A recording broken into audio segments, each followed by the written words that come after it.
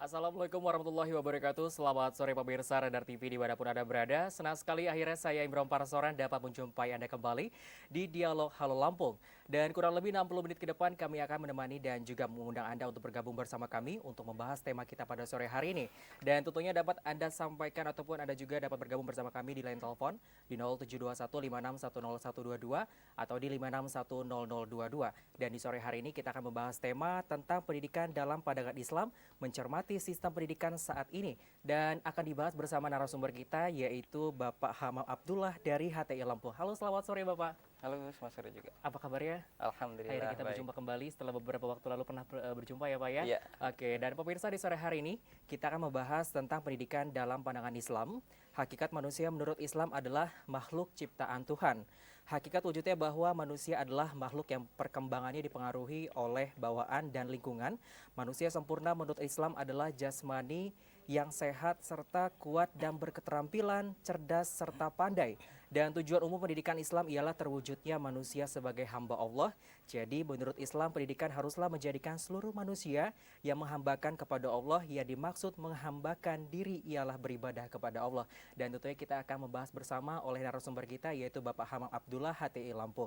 Dan tentunya Anda dapat menyaksikan juga di www.radartv.co.id. Oke, ini Pak Ustadz kita membahas tentang pendidikan dalam pandangan Islam. Nah, sebenarnya bagaimana sih Pak Ustadz untuk pandangan Islam dalam memandang pendidikan ini? Iya. Baik, pemirsa Radar TV yang dirahmati Allah dimanapun Anda berada. Pada sore hari ini ada tema ya yang cukup menarik yang akan dibahas ya, insya Allah tentang pendidikan. Nah, jika ditanyakan bagaimanakah pandangan Islam ya tentang pendidikan. Nah, kita ketahui bahwa Islam itu memandang bahwa pendidikan itu suatu yang penting. Ya, satu yang penting ini bisa dilihat dari apa? Dari apa yang dilakukan Rasulullah ketika Rasulullah menerima tebusan bagi tawanan perang Badar. Itu berupa mereka harus mengajarkan kepada 10 anak-anak kaum muslimin untuk belajar ya, belajar menulis, pada saat itu membaca dan menulis. Nah, ini artinya Rasulullah menekankan bahwa pendidikan itu sangat penting. Ya kan, sehingga ini bisa dijadikan sebagai tebusan perang dan itu menjadikan anak-anak ya kan, dalam artian di sini bahwa negara itu akan mengurusi masalah pendidikan tersebut ya kan. Nah, pendidikan inilah yang kemudian akan berkorelasi positif berbanding lurus itu dengan kebangkitan. Nah, makanya di sini memang pendidikan itu Islam memandang pendidikan itu sangat penting. Ya, lebih khususnya ketika dalam masa kemudian anak-anak. Ya kan. Jadi ini pendidikan secara umum. Nah, nanti bagaimana Islam itu mengatur tentang pendidikan? Nah, dalam Islam itu saking pentingnya pendidikan, pendidikan itu merupakan kebutuhan sosial. Sehingga kebutuhan sosial itu harus dipenuhi. Ya, salah satunya keamanan, dan pendidikan, kesehatan. Itu adalah kebutuhan sosial dan harus dipenuhi oleh negara. Baik. Jadi negara itu akan memberikan secara gratis, ya murah bahkan gratis kepada seluruh warga negara untuk mendapatkan pendidikan di tengah-tengah masyarakat. Berarti kalau misalnya kita membicarakan tentang masalah pendidikan pasti tidak hanya tentang pembelajaran ataupun tentang pengetahuan dasar yang ada di negara ini. Nah, namun juga kan kalau misalnya kita mau mengetahui tentang pengetahuan ataupun juga pendidikan dalam agama Islam ini, tapi kenapa Pak Ustadz untuk saat ini dalam pendidikan itu tidak ada diajarkannya dalam suatu pendidikan itu tidak ada menyentuh untuk tataran akhlaknya? Iya. Berbicara tentang pendidikan ini sangat kompleks. Iya, benar Ya, sekali. jadi ketika ini makanya kebijakan-kebijakan dalam satu pendidikan itu mempengaruhi yang lain. Ya, kita bicara kenapa pendidikan saat ini tidak menyentuh akhlak. Karena pendidikan itu merupakan perpanjangan tangan atau cara sistem untuk mempertahankan atau ideologi suatu negara tersebut. Ya, kita tahu ketika suatu negara itu berideologi sekuler kapitalis, maka sistem pendidikannya juga akan mencerminkan sistem pendidikan yang kapitalis juga. Ya, makanya dalam sistem sekuler kapitalis itu adalah pemisahan agama dari kehidupan. Jadi otomatis nanti berbicara agama itu tidak boleh dimasukkan ketika berbicara dalam kehidupan. Maka bisa lihat kalau mau belajar agama itu ke pesantren, kemudian kalau mau belajar ilmu-ilmu kehidupan itu ke sekolah SMA, kemudian perguruan tinggi. Nah, jadi dipisah. Nah, di sinilah permasalahan kemudian timbul. adanya dikotomi pendidikan pada saat ini. Nah, sementara kita ketahui bahwa dalam Islam itu tidak ada dikotomi pendidikan.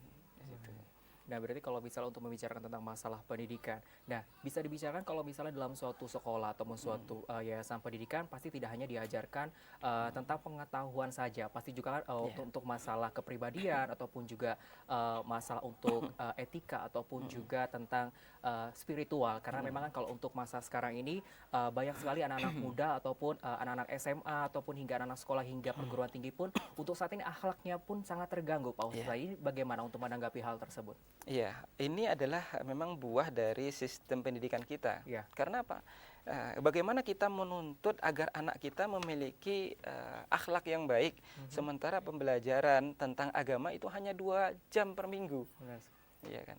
Ya, ini tidak sesuai antara sebab dengan akibat. Kita menginginkan anak kita mempunyai kepribadian yang bagus, jujur dan sebagainya. Sementara pemahaman-pemahaman tentang agama hanya diberikan 2 jam. Ya kan, berbanding terbalik dengan ilmu pengetahuan yang lain, sehingga tadi pendidikan itu tidak menyentuh akhlak sama sekali, sehingga tawuran, seks bebas, pergaulan laki-laki dan perempuan, tawuran, ya kan, sehingga ketika nanti menjadi sudah dewasa, ketika menjadi pejabat dia akan korupsi, ya kan, sehingga karena tidak ada dorongan keimanan, akidah, akhlak sedikit pun yang akan menjadi counter ya ketika mereka berhadapan dengan permasalahan-permasalahan ada di tengah-tengah masyarakat, terutama dalam sistem kapitalis saat ini. Berarti memang kalau bisa dalam suatu pendidikan, berarti dalam sekolahan tersebut itu memang harus menanamkan ilmu kespiritualan atau keagamaan itu yang harus bersamaan dengan pengetahuan yang ada di sekolah itu, atau gimana, Pak Ustadz? Iya. Dalam pendidikan Islam yang pertama harus ditanamkan itu adalah akidah, ya kan. Jadi dalam Islam itu sebagaimana Imam Ghazali mengatakan, ya, ilmu pengetahuan itu bisa dikategorikan menjadi 2. Pertama itu adalah ilmu kehidupan, yang kedua itu adalah saqafah Islam. Nah, berkaitan dengan saqafah Islam ini seperti ilmu fikih, kemudian tafsir, hadis dan sebagainya.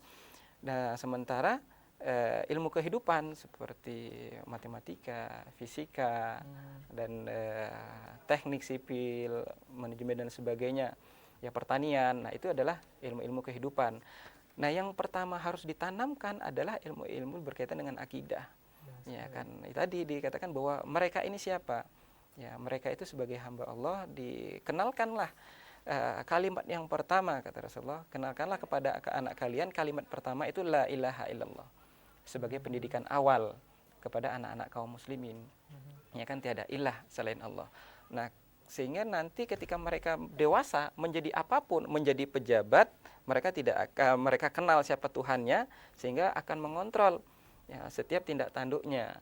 Maka dalam pendidikan Islam itu kemudian yang menjadi dasar adalah akidah Islam. Ini tercermin dari apa? Kurikulumnya. Ya, kurikulumnya kemudian bersesuai dengan akidah Islam. Kemudian arah, ya kan, pendidikan itu kepada apa? Ya, kepada Islam. Dalam Islam arah pendidikan itu untuk membentuk kepribadian murid yang memiliki kepribadian Islam. Antara pola pikir dan pola sikapnya itu sama. Ketika dia mengatakan korupsi itu haram, ya kan, dia tahu korupsi itu haram dan dia tidak akan melakukan tindak korupsi. Nah, disinilah kemudian ada sesuatu persamaan, ya, kesamaan kepribadian yang sama antara pemikiran dan perilaku di tengah-tengah masyarakat seorang muslim. Sebagaimana kita lihat banyak yang terjadi tawuran itu anak muslim juga. Kemudian yang koruptor juga sama, sementara mereka muslim. Ini tadi ditanyakan apa pengaruh akidah, pengaruh akhlak, ya, pengaruh akhlak terhadap kehidupan mereka tidak tercermin sama sekali, karena memang dalam sistem pendidikan yang kapitalis ini tidak mengajarkan ke sana. Makanya ketika diajarkan hukum-hukum Islam, jangan bawa hukum Islam ya ke sini. Kalau mau belajar Islam nanti ketika bahas tentang agama. Nah, bahkan dengan waktu yang 2 jam, coba apa yang kita dapat? Paling pembahasan itu tentang toharoh, paling tinggi itu waris. Itu nggak membahas bagaimana sistem ekonomi Islam, bagaimana sistem sanksi dalam Islam, nggak dibahas. Sementara di tengah-tengah masyarakat itu akan banyak terjadi sistem muamalah. Ya, ini yang mungkin terjadi, akan banyak terjadi pelanggaran-pelanggaran hukum syara. Kemudian bagaimana sistem pergaulan antara laki-laki dan perempuan itu juga perlu dipelajari. Ya, jadi tidak hanya sistem pendidikannya saja antara akhlak, tapi seluruhnya harus dipahami. Kalau kita membahas tentang pendidikan dalam yang dipandang oleh Islam nih Pak Ustadz ya. Kalau kita membicarakan masalah akhlak, itu kan tidak hanya berasal dipelajari di pendidikan formal, tapi melainkan juga kan ada pendidikan informal. Ya. Karena memang kan pendidikan itu diawali oleh keluarga. Nah, apakah memang ketika akhlak seseorang ataupun akhlak seorang siswa itu buruk, itu akan dimulai dari memang karena pendidikan dari keluarga ya atau informal tadi bisa dibilang seperti itu. Iya. Pilar penting dalam pendidikan itu memang ada 3. Jadi pertama keluarga, kemudian lingkungan sekolah, ya sekolah dan lingkungan masyarakat. Nah, keluarga dan lingkungan masyarakat ini memiliki peran penting untuk membentuk karakter anak, ya kan. Dan 3-tiganya sebenarnya mempunyai sangkutan paut, ya, mempunyai sangkut paut yang erat. Kenapa? Ketika di rumahnya tidak diajarkan sesuai dengan akhlak Islam, ya di lingkungan seperti saat ini jauh dari nilai-nilai Islam, ini akan menjadi beban berat bagi sekolah. Ya, sekolah akan keberatan, menjadi sulit bagaimana membentuk kepribadian anak-anak yang memiliki kepribadian Islam sementara di rumah dan di lingkungan itu tidak sesuai dengan apa yang diajarkan di sekolah. Begitu juga sebaliknya, gitu loh. Di rumah diajarkan aturan-aturan Islam, nah, ketika di sekolah tidak sesuai dengan aturan-aturan Islam, pendidikannya tidak pendidikan Islami, ini akan menjadi permasalahan juga, sehingga tidak akan terbentuk di dalam diri anak itu tadi, akhlakul karimah itu tidak terbentuk, sehingga tidak heran kita lihat bahwa di rumah itu tidak pernah diajarkan yang macam-macam. Namun dari mana dapat kata-kata yang seperti itu, ya kata-kata yang kurang bagus dengan kurang sopan, ya kan, ini nggak sedikit kita temukan. Ya, anak di rumah diajarkan sopan santun, kata-kata yang baik. Nah, tiba pulang sekolah ada kosakata baru yang menambah pada diri mereka. Dan ini dari mana dapatnya? Bisa dari sekolah.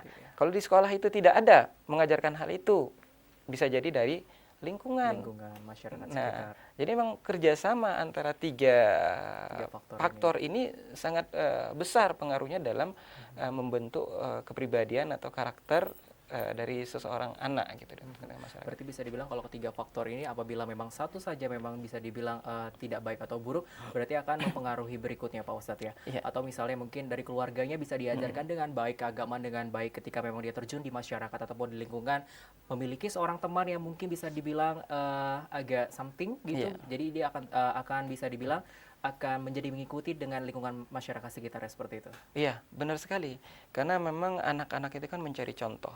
Dia mencari contoh teladan. Ketika seharusnya tanggung jawab pendidikan ini kan tanggung jawab orang tua. Ya kan, orang tua yang bertanggung jawab penuh terhadap pendidikan anak.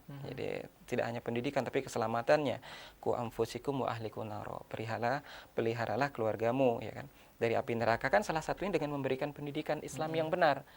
Nah, ketika dalam rumah itu seorang anak tidak mendapatkan contoh yang baik dari seorang bapak, ya, maka dia akan mencari tokoh di luar, bisa jadi dari teman-temannya atau siapapun itu yang dia anggap ini layak menjadi contoh.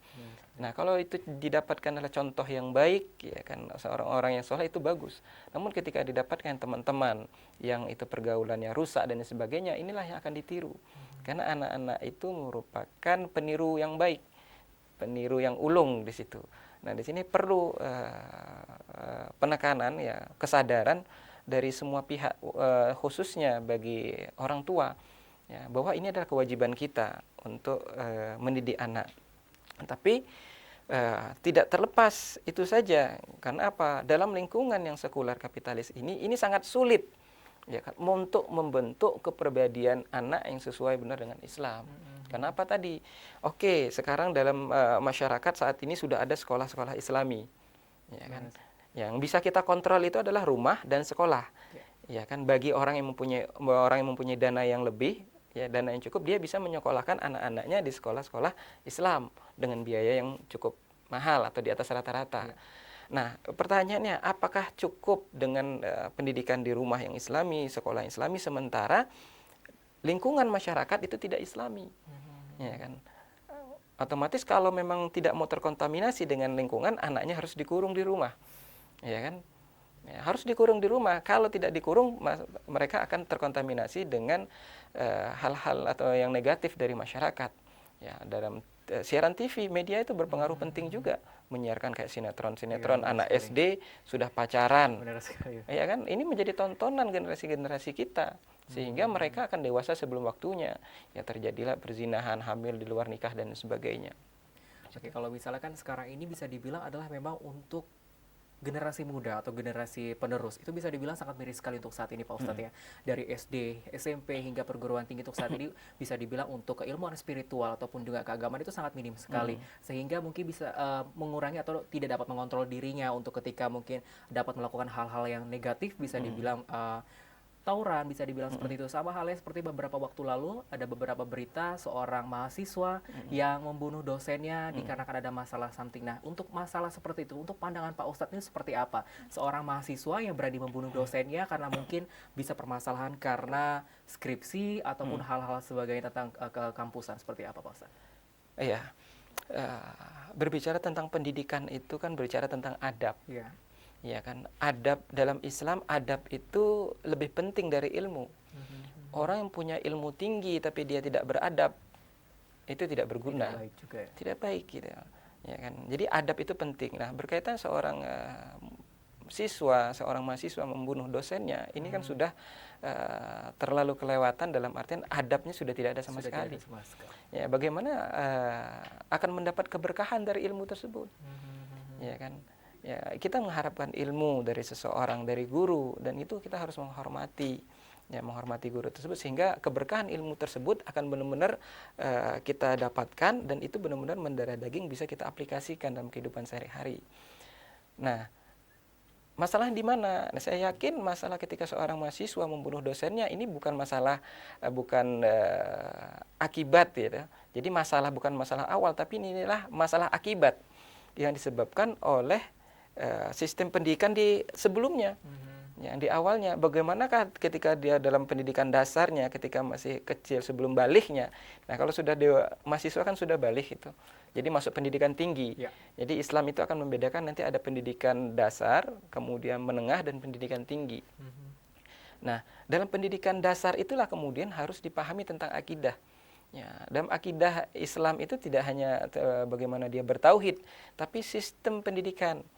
Ya kan, sistem pendidikan termasuk bagaimana cara menghormati orang tua, adab.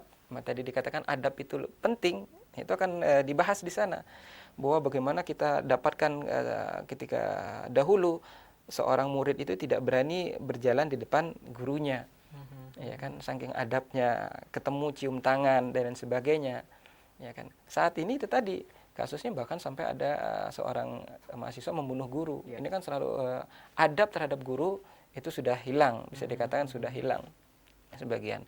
Nah, ini akan menghilangkan keberkahan itu sendiri. Akar masalahnya apa? Akar masalahnya itu tadi, karena memang sistem pendidikan kita ini tidak diatur dengan sistem Islam. Ya kan? Kalau diatur dengan sistem Islam, dikatakan bahwa Islam itu tidak ada dikotomi pendidikan, ilmu itu tidak ada dikotomi. Ketika dia tidak ada ini belajar pendidikan Islam, kemudian ada pendidikan ilmu pengetahuan atau ilmu kehidupan, tidak. Ya, dalam Islam itu ilmu itu satu. Ya, dia ajari tentang ilmu-ilmu atau syariat Islam. Disitulah kemudian aturan-aturan itu akan menyangkut berkaitan dengan akidah Islam. Makanya tadi sistem pendidikan Islam itu dasarnya adalah akidah Islam. Jadi mau kemana arah pendidikan Islam adalah membentuk kepribadian yang Islami. Ya, sehingga kalau seorang memiliki kepribadian Islam, dia tidak akan mungkin berani membunuh, ya kan, menyakiti, apalagi membunuh gurunya. Gitu. Ini guru yang harusnya dihormati, orang tua yang kedua bagi mereka. Ya, ini nggak akan sampai dibunuh dalam pendidikan Islam, karena penghormatan terhadap guru itu cukup besar di sana. Oke, Pak Ustadz, ini kita akan membahas kembali setelah usaha jeda pariwara berikut ini. Dan pemirsa, jangan kemana-mana, tetaplah bersama kami. Dan tentunya kami akan masih menunggu Anda untuk bergabung bersama kami di line telepon yang sudah tertera di layar kaca Anda. Untuk itu tetaplah bersama kami di Dialog Halo Lampung.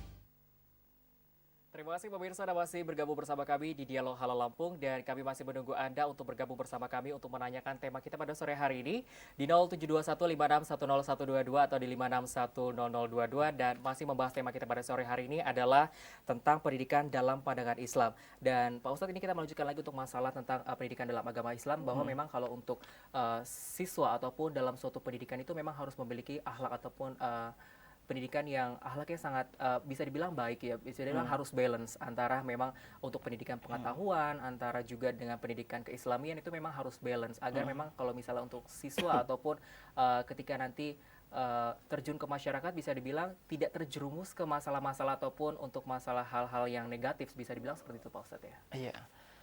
Iya, dalam pendidikan Islam tadi dikatakan bahwa tidak ada dikotomi ya ilmu dalam Islam. Ini ilmu agama, ilmu kehidupan. Jadi memang ada pemisahan, namun dalam proses pembelajaran itu sama.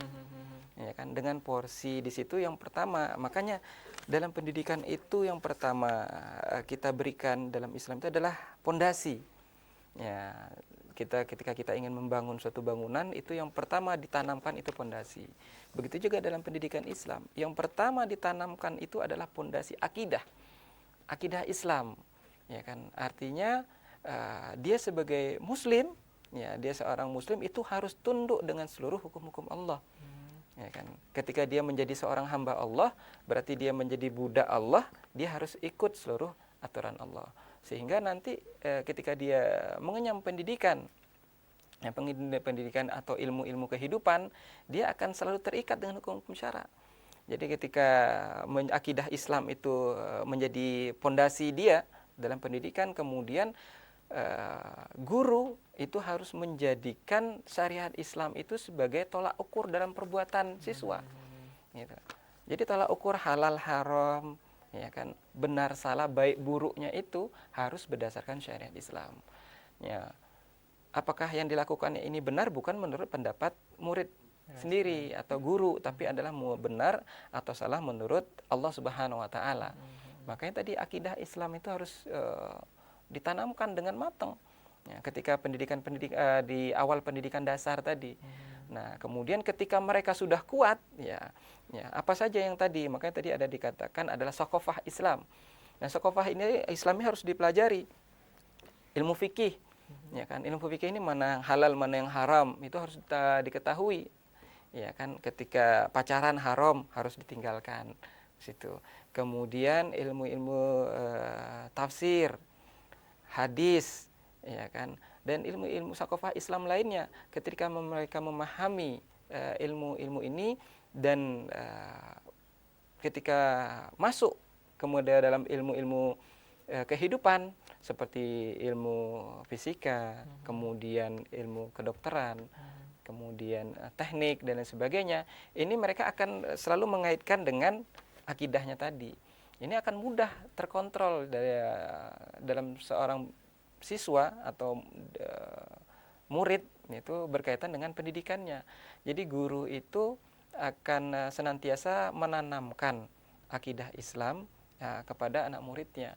Nah, ini juga baik kalau dalam daulah Islam itu baik dalam sekolah negeri atau sekolah swasta itu akidah atau kurikulumnya harus sama. Ya, tidak boleh tidak, karena apa tadi? Ya, kalau akidahnya itu keluar dari akidah Islam itu tidak akan membentuk kepribadian Islam.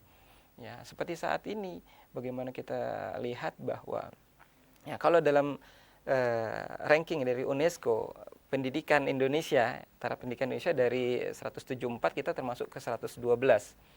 Ya, di Asia Tenggara kita termasuk urutan 12. Ini sangat jauh sekali. Kenapa? Ya, itu kalau dalam Islam pendidikan itu diberikan murah bahkan gratis. Ya kan? Jadi berbicara tentang pendidikan ini tidak simpel karena menyangkut berbagai pihak, termasuk gaji guru. Ya, bagaimana kita bisa berharap bahwa pendidikan itu akan memberi dampak yang baik sementara guru digaji murah? Ya kan? Guru dibayar murah untuk membentuk akhlak, membentuk karakter murid. Sementara para artis, penyanyi dangdut dan sebagainya, pemain sinetron itu dibayar mahal untuk menghancurkan akhlak, ya kan, generasi muda kita. Ya kan? Artinya ini kan perlu. Nah, ini kan lingkungan. Ya, di sekolah, di rumah diberikan pemahaman yang bagus tentang Islam, di sekolah bagus, sementara di lingkungan itu malah merusak. Nah, disinilah kemudian perlu peran berbagai pihak ya, yang serius ya, untuk membenahi pendidikan ini. Guru bisa terlihat pulang ngajar, ada yang ngojek, ada yang bisnis bakso dan lain sebagainya. Ya kan, seharusnya guru itu benar-benar dihargai. Sebagaimana dalam masa khilafahan, masa Umar, seorang guru itu digaji dengan 15 dinar. Kalau 1 dinar itu 4,25 gram emas, ya sekitar 2 juta seratusan. Jadi kalau kali 15 sekitar 31 jutaan.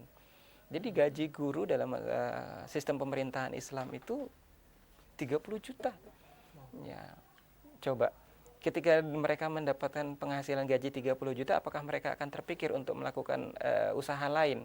Dan mereka memang dituntut untuk memberikan pengajaran yang layak kepada murid di situ. Sehingga sesuai antara apa yang diharapkan, apa yang dilakukan dengan apa yang diharapkan di situ. Kita kan kalau misalnya melihat dari kurikulum untuk sekarang ini kan bisa dibilang adalah guru harus mendidik ataupun pendidikan yang berkarakter terhadap siswa ataupun murid-muridnya, bisa dibilang seperti itu. Nah, tapi apakah memang ketika sekolah ataupun pendidikan formal sudah memberikan semestinya untuk kepada murid-muridnya ataupun siswa-siswi tersebut dengan secara ataupun kaidah Islam. Tapi kan kalau misalnya dalam suatu keluarga atau pendidikan informal tidak baik, apakah memang sangat terpengaruh juga? Karena kan memang kalau untuk saat ini pendidikan informal sangat mempengaruhi dalam suatu akhlak yang ada di siswa-siswi tersebut. Apalagi sekarang tontonan yang kurang baik bisa dibilang seperti itu. Anak kecil sudah bisa berpacaran, pakaian yang tidak bisa dibilang tidak bisa menutup aurat dengan contoh-contoh yang tidak baik. Apakah memang harus dimulai dari keluarga kah, ataukah memang pendidikannya harus dierat dalam suatu pendidikan formal atau gimana ini Pak Ustaz? Iya, pertama harus kita pahami bahwa tadi kewajiban mendidik itu kewajiban orang tua. Jadi sekarang fenomena yang terbalik. Seorang orang tua itu seolah-olah ketika dia menyekolahkan anaknya di sekolah tertentu, apalagi sekolah favorit, seolah-olah ini ingin berlepas tangan. Nah, ini sudah saya serahkan anak saya ke sekolah, silakan didik. Ya kan? Jadi orang tuanya nanti sibuk bekerja, baik bapaknya, baik ibunya. Ya kan? Mereka mau tinggal beres, terima beres bahwa anak saya harus baik di sekolah. Ya, sementara dalam pendidikan tidak cukup itu, gitu tadi kan. Bisa jadi mereka memberikan contoh di tengah-tengah masyarakat. Kalau tadi di rumah, taruh di sekolah, diajarkan kalau dalam Islam itu adalah takul bil qiyam, jangan makan sambil berdiri. Nah, ketika di rumah bapaknya makan sambil berdiri, ya kan, ini kan bertolak belakang. Nah, makanya dalam Islam itu harus memberi contoh pertama itu adalah orang tua. Nah, selain orang tua memberi contoh, kemudian jika mereka tidak sanggup mendidik anaknya, ya mereka bisa serahkan kepada guru. Nah, namun harus dipilihkan guru atau sekolah yang itu sesuai visi misi keluarga itu. Ya, visi misi keluarga Islam itu sakinah mawaddah warahmah, kemudian itu dia menjadi hamba Allah. Ya, ketika menjadi hamba Allah artinya dia harus mencarikan pendidikan atau sekolah itu yang sesuai, yang akan mencetak anaknya menjadi hamba Allah yang benar-benar bertakwa kepada Allah Subhanahu wa taala. Nah, pertanyaannya, apakah kurikulum pendidikan saat ini itu akan mengarahkan anak-anak kita menjadi anak yang bertakwa kepada Allah Subhanahu wa taala? Jawabannya kan tidak. Ya kan? Sekolah dari jam berapa sampai jam berapa? Dari pukul berapa? Dari pukul 8, 7 sampai pukul 1. Ya kan, sampai pukul setengah 3. Nah, oke, mungkin dalam sekolah yang Islami mereka diatur bagaimana seharusnya dalam pendidikan Islam itu pergaulan laki-laki dan perempuan itu dipisah. Ya kan, anak-anak laki-laki dan perempuan itu tidak ada terjadi campur baur di situ. Nah, namun sekarang bisakah kita mengontrol ketika keluar dari pendidikan, keluar dari sekolah, mereka akan tetap sama dalam artian terpisah pergaulan mereka antara laki-laki dan perempuan? Kan tidak.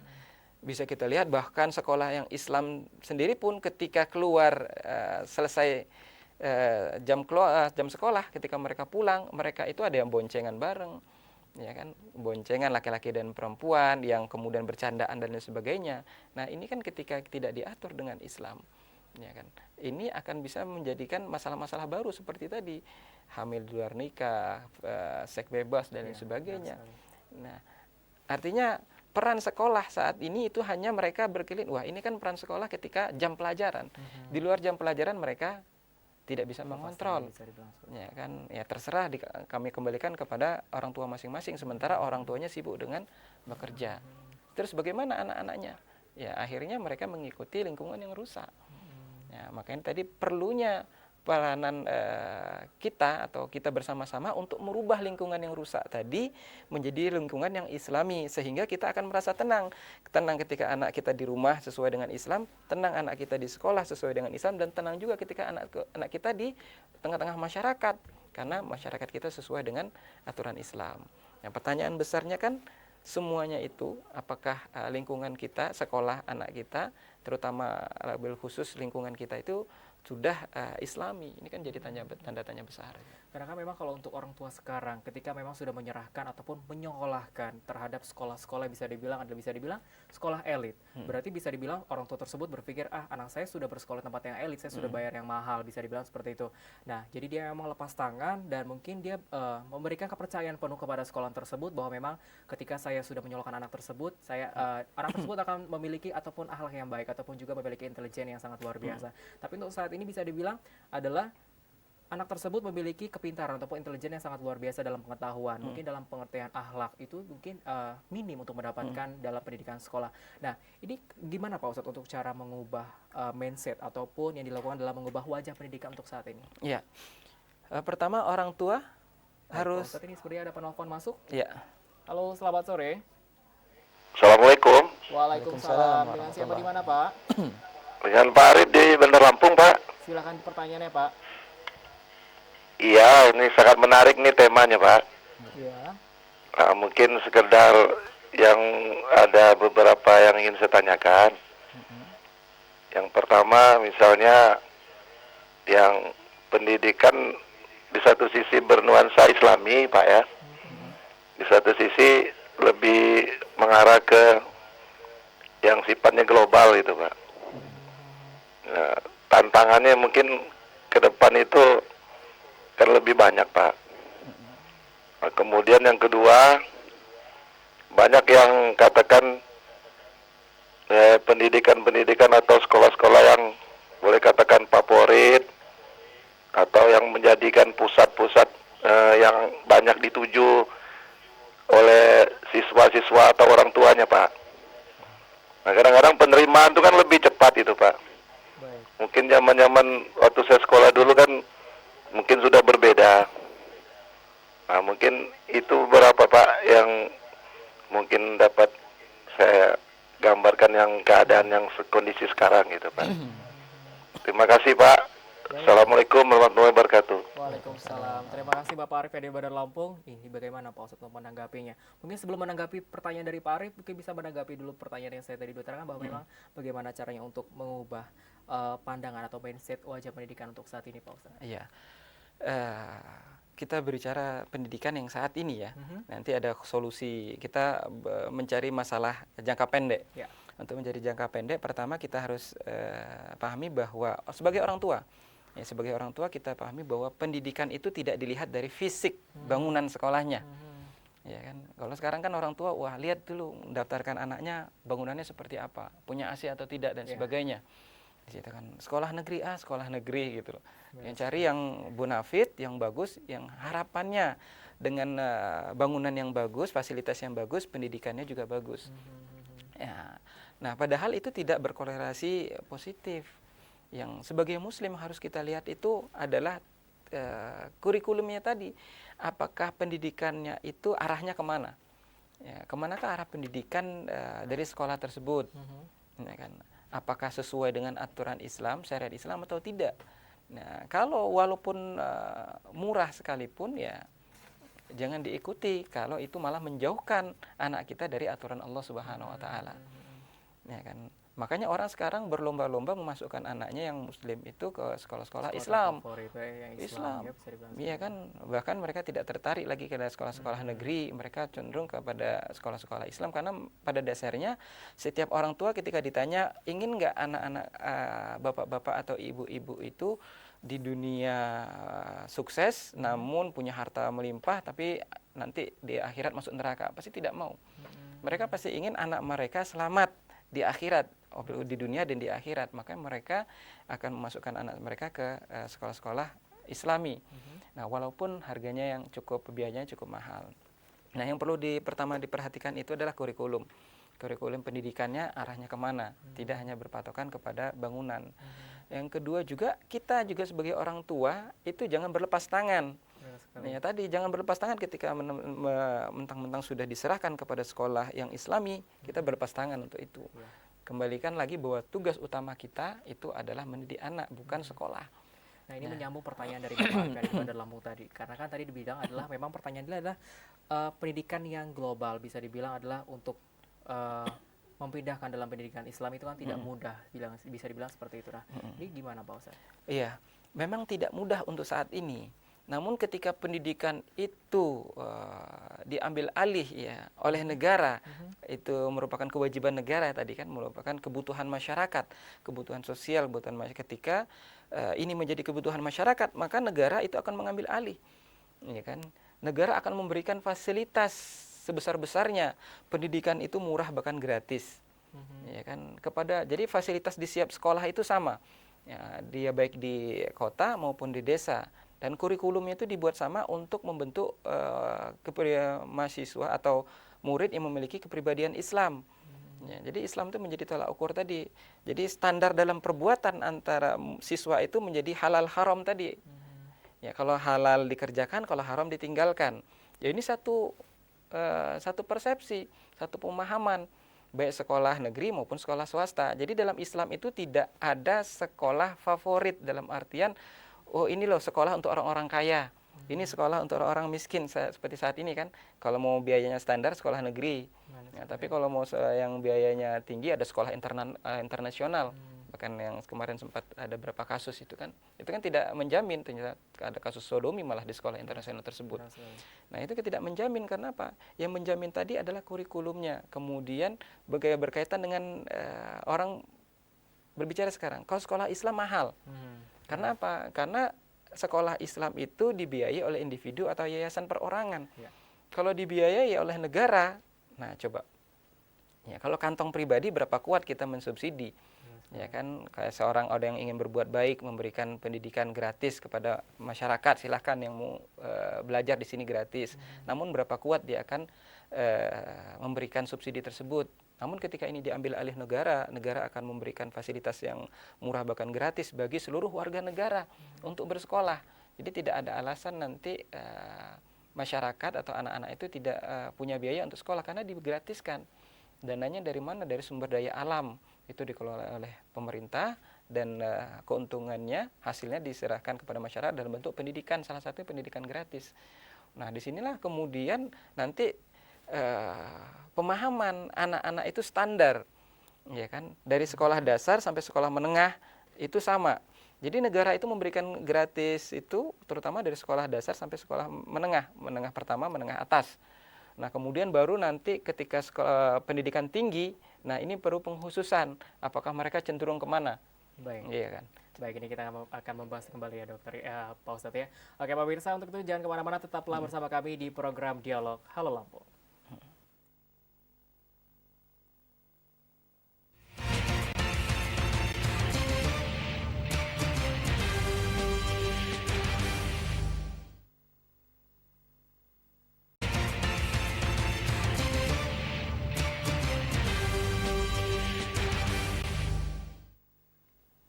Terima kasih pemirsa, Anda masih bersama kami di Dialog Halo Lampung. Dia masih di tema kita pada sore hari ini adalah tentang pendidikan dalam pandangan Islam, dan kami masih bersama narasumber kita yaitu Bapak Hamam Abdullah dari HTI Lampung.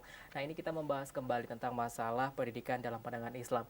Nah, kalau kita lanjutkan tadi bisa dibilang adalah bagaimana sih Pak Ustadz, adakah memang langkah untuk yang dilakukan untuk merubah sistem pendidikan saat ini bisa dibilang adalah sangat miris untuk masalah keakhlakan ini atau gimana? Iya.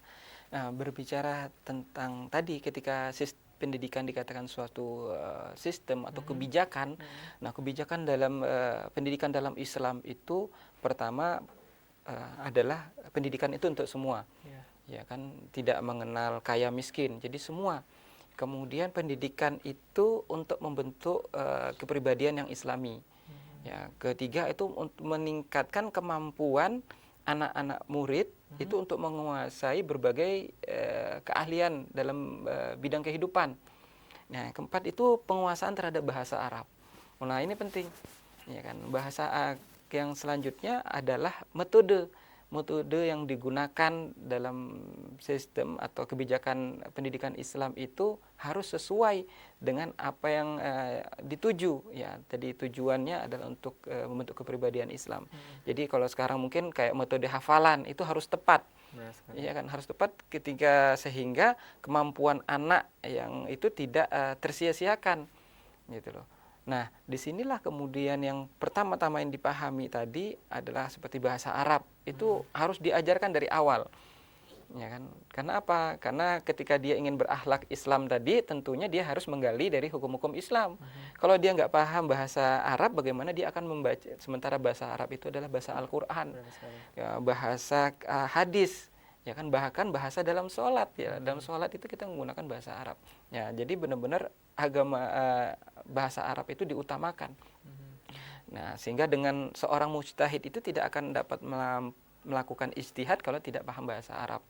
Nah, kemudian disitulah kemudian tengah-tengah masyarakat nanti ketika bahasa Arab ini diutamakan dalam sistem pendidikan, jadi sistem pendidikan nanti bahasa Arab itu menjadi bahasa negara, bahasa resmi.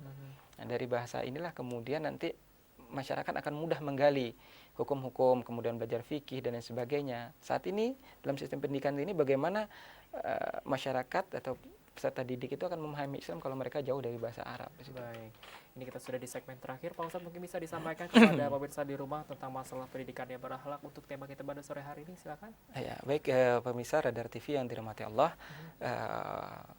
Islam sangat memperhatikan pendidikan sehingga dalam sistem pemerintahan Islam, Daulah Khilafah itu akan benar-benar memperhatikan pendidikan bagi setiap warga negaranya.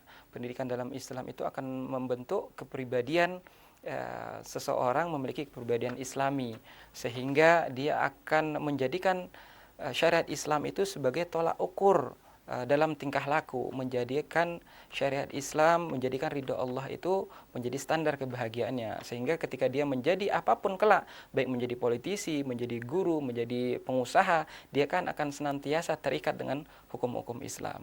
Ya. Baik, terima kasih Pak Ustadz sudah bergabung bersama kami untuk membahas tema kita pada sore hari ini, dan semoga dapat berjumpa kembali di kesempatan berikutnya. Insyaallah. Dan pemirsa, akhirnya usai sudah berjumpa kita pada sore hari ini, dan bagi Anda untuk dalam tema ini adalah memang manusia itu sempurna menurut Islam adalah jasmani yang sehat serta kuat dan berketerampilan, cerdas serta pandai.